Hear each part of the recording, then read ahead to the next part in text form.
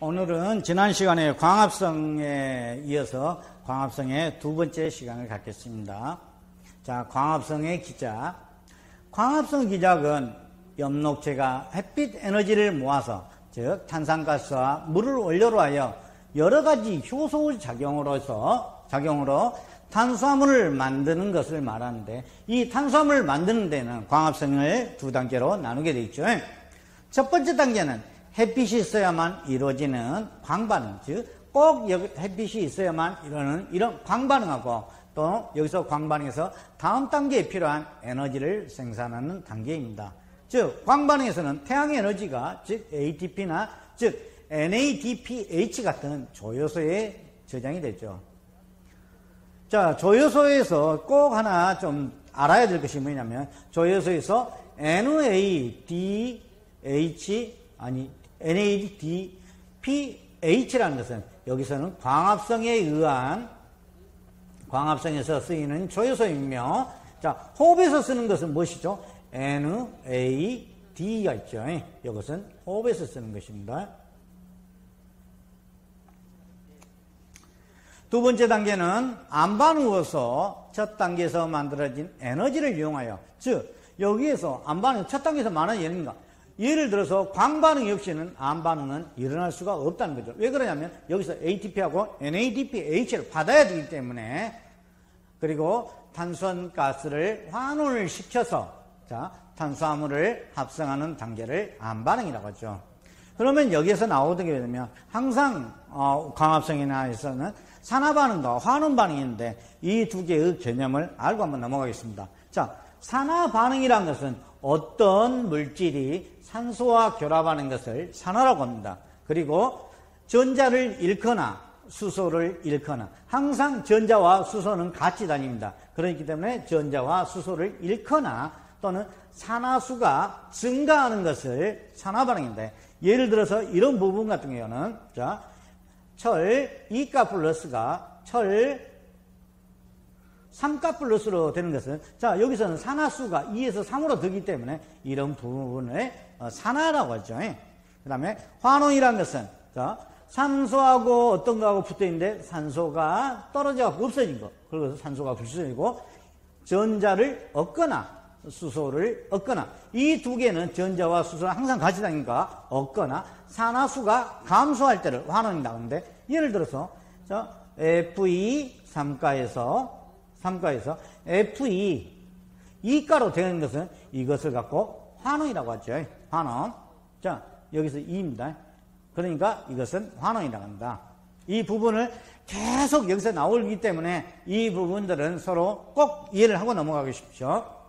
태양의 에너지가 궁극적으로 탄수화물의, 자, CaN. CaN이라는 것은 여기에서는 리블로스 2인산을 말이죠. 즉 RUBP를 말하는 겁니다. 거기에, 자, RUBP는 C의, 자, 5탄당이죠. 그 다음에 여기 하나에는 즉 CO2를 받아들인다는 뜻입니다.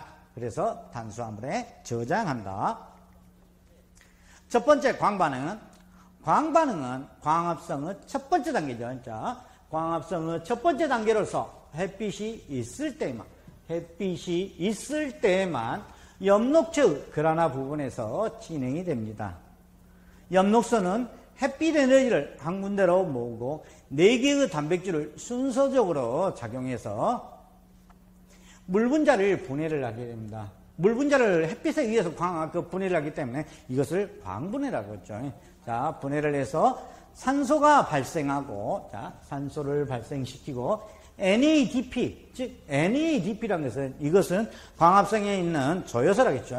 자, NADP를 환원하여 NADPH 됩니다. 자, NAD가 NADP, 즉 아까 수소나 또는 전자를 얻게 되면 환원이라겠죠. 자, 여기에서 수소가 하나 보니까 이것은 환원에 지금 속하는 거죠.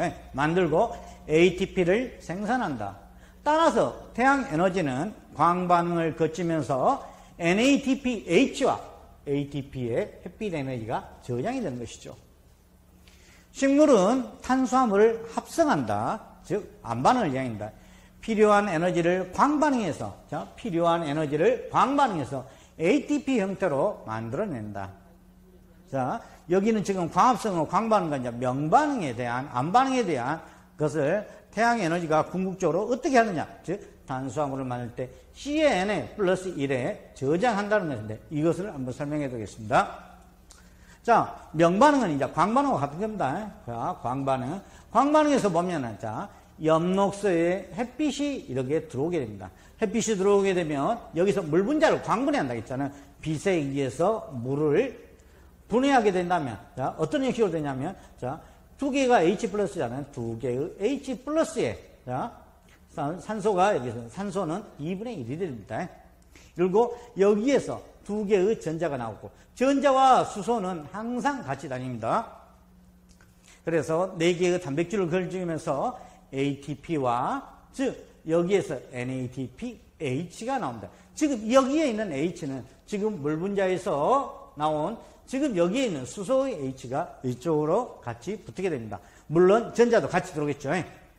빛 에너지가 ATP와 NADPH와 같은 조효소에 저장이 됩니다. 암반응. 암반응은 탄수화물인 CN, C의 N이라는 것은 여기서 RUBP인, 자, 탄소가 5개인 5탄당인 탄수화물을 말하죠. 그래서 자, CO2를 받아들이면서 이 두 개를 고정시키는 효소가 루비스코 요소입니다. 루비스코 요소에서 ATP, 즉 광반응에서 가져온 암반응에서 탄수화물을 만들기 위해서는, 즉 여기에 있는 ATP하고 이 NADP를 사용해서 탄수화물을 만드는데, 지금 여기에 나와 있는 CNA 탄수화물, 즉 RUBP, 즉 C5에다가 여기에 있는 산소를 하나 더 추가시키면서 이런 6탄당인 탄수화물을 만들게 되죠.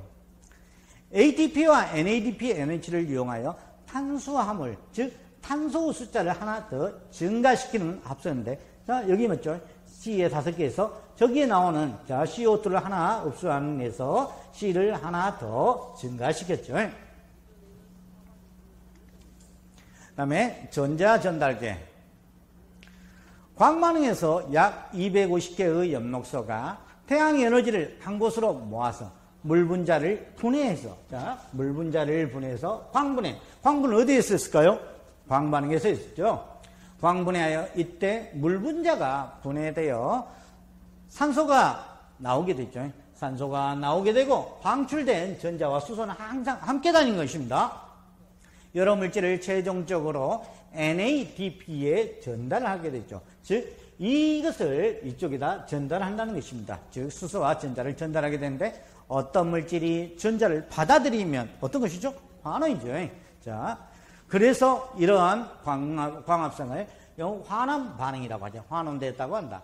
이러한 과정을 전자 전달기라고 합니다. 전자 전달기라는 것은 전자가 전달되는 것에 의해서 전자 전달기라고 하죠. 전자가 물 분자에서 출발하여 NADP까지 전달되는 과정은 햇빛이 없이는 일어날 수가 없는 반응인데, 이 과정에서 ATP와 NADPH가 생산되겠습니다.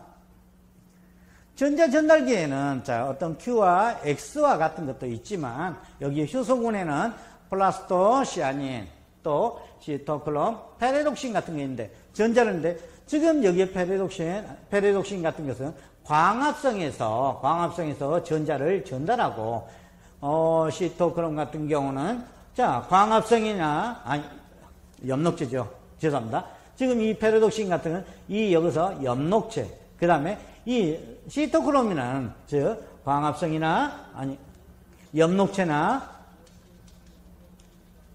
미토쿠타에서 모두 다 이런 색소가 관여를 하게 되죠. 효소군이.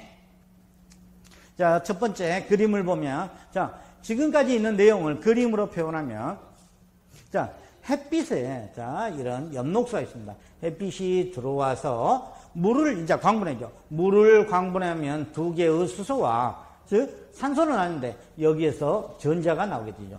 전자는 전자 수용체에 됐다가, 전자를 계속하는 전자 전달기를 거쳤다, 또 다시 여기에서 햇빛 에너지에서, 자, 전자 수용체를 갖다가 전자 전달을 거치고, 결국에는 여기에 있는 NADP에 여기에 있던 수소가 이쪽으로 와서 붙게 됨으로써 여기에 NADPH가 만들어지게 되죠.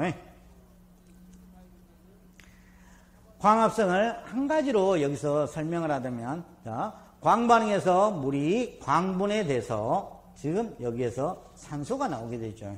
그리고 광반응에서 만들어진 NADPH와 ATP가 지금 탄소 고정작용에는 즉 암반응으로 내려가겠죠.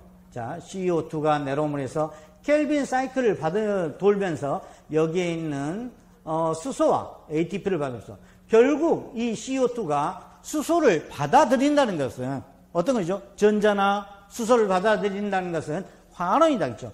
결국에는 여기에 있는 광합성은 전체적으로 봐서 그래서 환원이 되게 되고 여기서 암반응에서 여기서 포도당을 만들겠죠. 포도당을 만드는 즉 암반응은 스트로마에서 이루어지죠. 그리고 여기에서 빛 에너지에 의해서 ATP와 NADPH를 만드는 것은 이 엽록체 안에서 엽록체 안에서도 그라나에서 이 부분 그라나에서 이루어지는 것이죠.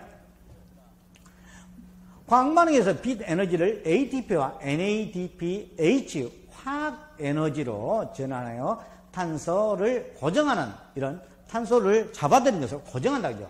고정하는 반응을 공급한다.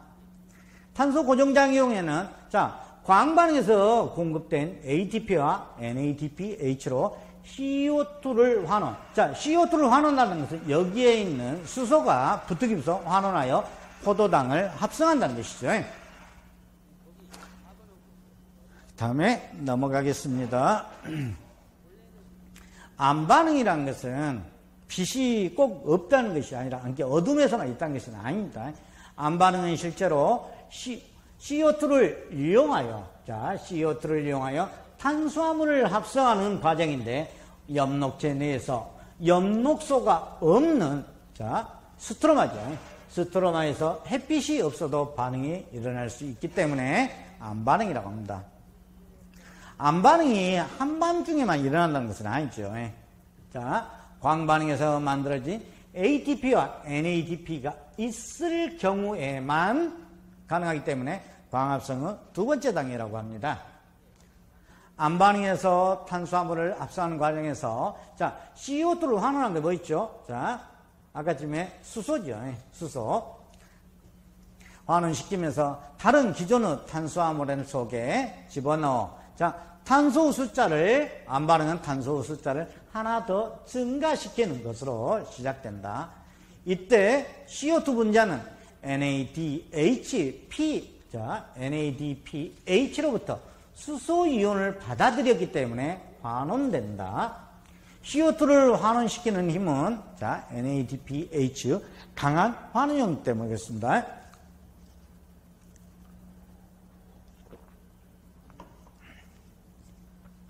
광합성 과정은 그래서 전체적으로 환원 과정이라고 합니다. 환원 과정이며 탄수화물을 산화시키는 즉 미토콘드리아에서 일어나는 산소 호흡을 때문에 그 호흡 과정과는 반대. 즉 호흡을 하기 때문에 산소가 붙었죠.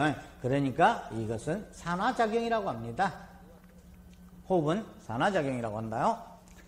광합성을 하는 녹색 식물은 암반응에서 CO2를 고정하는 즉 CO2를 하나를 받아들이는 거죠. 그 고정하는 양식에 따라서 C3, C4 캠 식물로 분류를 하게 됩니다.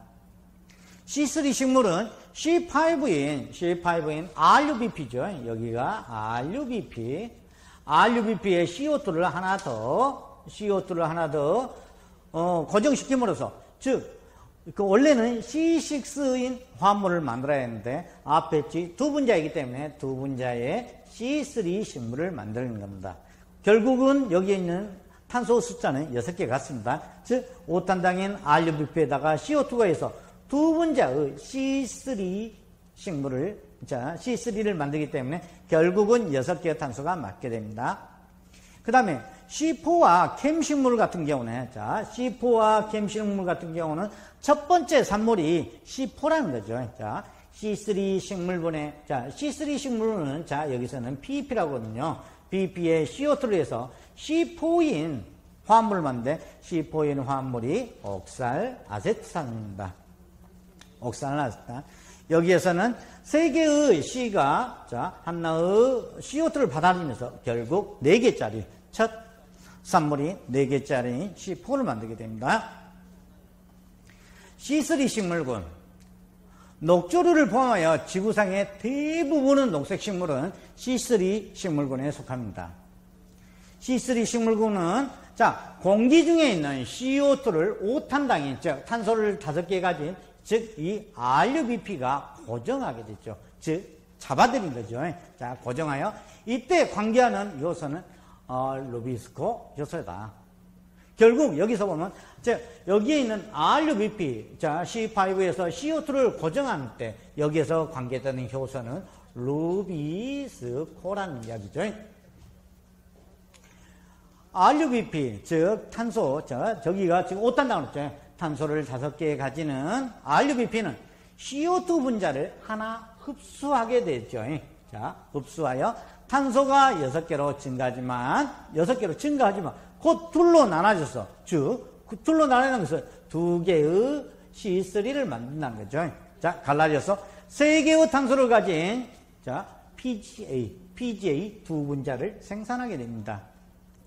C3 식물이라는 명칭은 CO2를 흡수하여 제일 먼저 만들어지는 화합물이 탄소가 3개짜리이기 때문에 C3 식물이라는 것이 이름이 붙여지게 된 거죠. 3PGA는 켈빈 사이클, 즉 켈빈 사이클이라는 일련의 순환적인 화학 반응을 거쳐서 탄소를 재분배해서 결국에는 RUBP를 다시 생산하게 됩니다. 광반응에서 생산된 ATP 에너지는 3PGA에 인산을 하나 붙여주는 데 소모되고, 또 광반응에서 생산된 즉 NADPH 에너지에서 CO2가 환원되게 되죠. 그 다음에 켈빈 사이클을 다음 단계로 연결하는 과정입니다. 여기에서 광합성 과정이 전체적으로 환원 반응이다 라는 것은 여기에서 기초를 두며 CO2 고정에 여기에는 RUBP인 5탄당에 CO2 암분 작업을 해서 RUBP가 CO2를 고정하게 되죠. 그런다고 하면 이 RUBP가 CO2를 고정하는 데 관여하는 효소는 여기에 있는 루비스코 요소죠. 그리고 암반응의 첫 번째 산물이 PGA인 C3이기 때문에 이것을 C3 식물이라고 합니다. 여기서 다시 보면, 여기서 RUBP 5탄당에서 CO2를 넣으니까 원래는 여가 C6이지만 두 분자이기 때문에 2개의 C3 식물을 만들겠죠. 결국 여기에서 광반응에서 만들어진 ATP가 인산을 하나 여기에다가 주게 되죠. P를 하나 주게 되고, 그 다음에 여기서 C3 식물에서 C3 식물로 여기에서 NADPH 이 하나가 저 CO2하고 결합해서 여기서 붙기 때문에 환원이죠.